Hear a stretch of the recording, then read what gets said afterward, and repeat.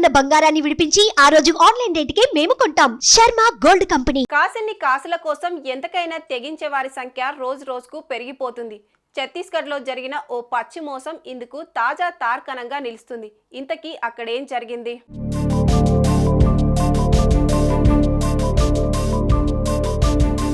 ఛత్తీస్గఢ్ ప్రభుత్వం పేద వివాహితులకు మత్హరి వందన యోజన పేరుతో నెలకు ఓ 1000 రూపాయల పెన్షన్ను డీబీటీ విధానం ద్వారా అందిస్తుంది. అర్హత కలిగిన పేద వివాహితుల బ్యాంకు ఖాతాలో నెల నెల ఈ మొత్తం జమ అవుతుంది.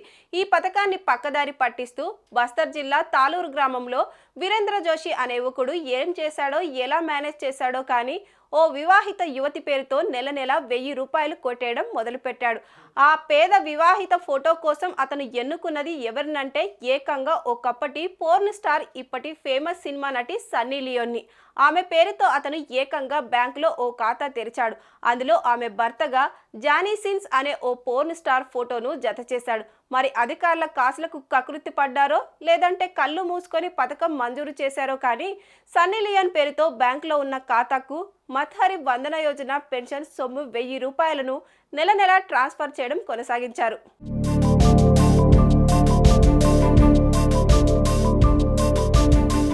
కొన్నాళ్ల నుంచి ఈ 1000 రూపాయలు ఆ అకౌంట్కు బదిలీ అవ్వడం, వాటిని వీరేంద్ర జోషి దొంగ సంతకం పెట్టి డ్రా చేసుకోవడం కొనసాగింది. అయితే ఒక బ్యాంక్ అధికారికి ఈ తతంగం మీద అనుమానం వచ్చింది. బ్యాంక్ అకౌంట్ డీటెయిల్స్ చూసినప్పుడు పథకం లబ్ధిదారుడిగా సన్నీ లియోన్ కనబడింది. ఈ విషయం వెంటనే జిల్లా కలెక్టర్ దృష్టికి తేవడంతో ఆయన ఆ అకౌంట్ను ఫ్రీజ్ చేయమని ఆదేశించాడు.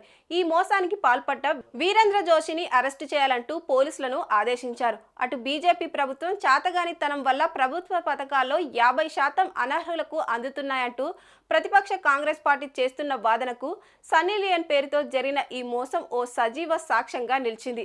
అటు సన్నీ లియోన్ పేరుతో బ్యాంక్ అకౌంట్ తెరవడానికి సహకరించిన వారిని సన్నీ లియోన్ లబ్ధిదారుగా చూపుతూ ఓ చీటర్ ఇచ్చిన రికార్డులను ఏమాత్రం పరిశీలించకుండా పెన్షన్ శాంక్షన్ చేసిన రెవెన్యూ అధికారుల మీద జిల్లా కలెక్టర్ విచారణకు ఆదేశించారు.